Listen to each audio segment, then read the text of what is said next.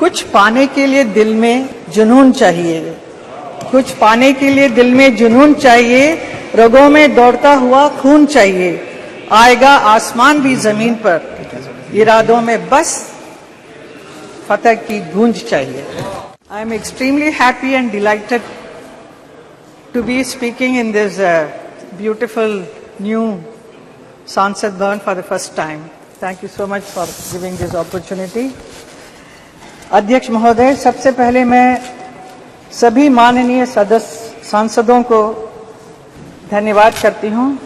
नए सांसद भवन के पहले कानून के रूप में नारी शक्ति वंदन अधिनियम 2023 विशाल बहुमत से पारित करने के लिए गृह मंत्री श्री अमित शाह जी को, कानून मंत्री मेघवाल जी को, अर्जुन मेघवाल जी को ऐतिहासिक भाषण के लिए आभार व्यक्त करती हूं और आपको भी और हमारे प्रधानमंत्री जी को भी अभिनंदन करती हूं।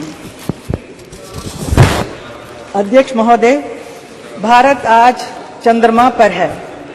हमारा राष्ट्रीय गौरव तिरंगा और अशोक चक्र आज चंद्रमा पर है। ये आज का भारत है, 21वीं सदी का भारत है, जो नरेंद्र मोदी जी के सशक्त और दूरदर्शी नेतृत्व में निर्भीक और जुझारू है। हर भारतीय आज शान से कह सकता है कि मेरा देश आज अमेरिका, इंग्लैंड, फ्रांस की तरह पहली पंक्ति में खड़ा है। लेकिन ये कैसा संभव है? ये संभव हुआ हमारे कर्मयोगी प्रधानमंत्री श्री नरेंद्र मोदी जी के दूरदर्शी नेतृत्व और दृढ़ संकल्प से, हमारे वैज्ञानिकों को दिए गए प्रोत्साहन से, उनके समर्पण और परिश्रम से और 140 करोड़ देशवासियों की एकजुटता से।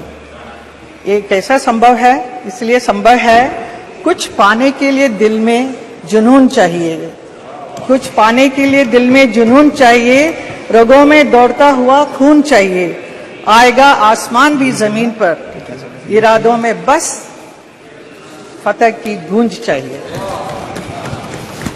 ये हमारे प्रधानमंत्री में है, इसलिए वो कर सकते हैं इतना सब काम।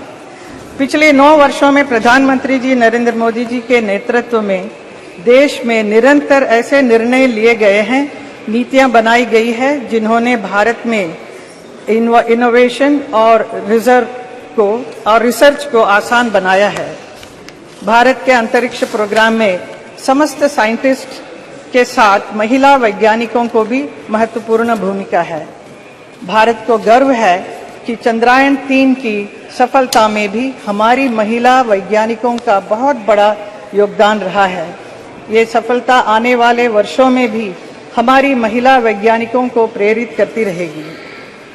चंद्रयान मिशन से जुड़े 2 महत्वपूर्ण पॉइंट, तिरंगा और शिव शक्ति, और ये सिर्फ नाम ही नहीं बल्कि ये हमारी हजारों वर्ष पुरानी विरासत और आज की वैज्ञानिक आकांक्षाओं वाले भारत को एक सूत्र में पिरोती है।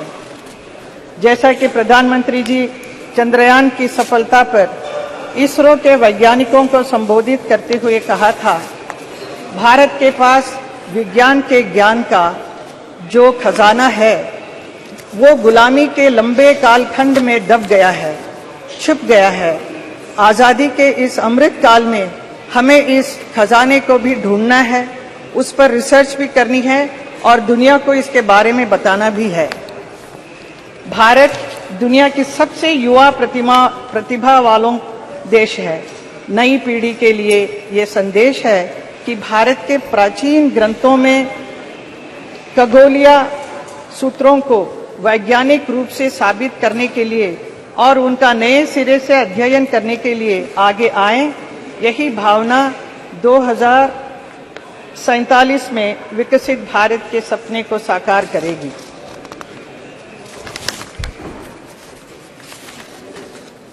अध्यक्ष जी, मैं अपनी बात अटल जी की एक कविता की कुछ पंक्ति से पढ़कर बात समाप्त करूंगी।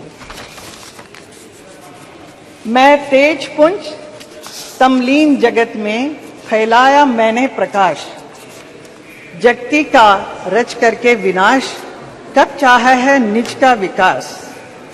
शरणागत की रक्षा की है मैंने अपना जीवन देकर, विश्वास नहीं यदि आता तो साक्षी है ये इतिहास अमर। यदि आज दिल्ली के खंडहर सदियों की निद्रा से जगकर गुंजार उठे ऊंचे स्वर से हिंदू की जय, तो क्या विस्मय। हिंदू तन मन, हिंदू जीवन, रग रग हिंदू मेरा परिचय। धन्यवाद।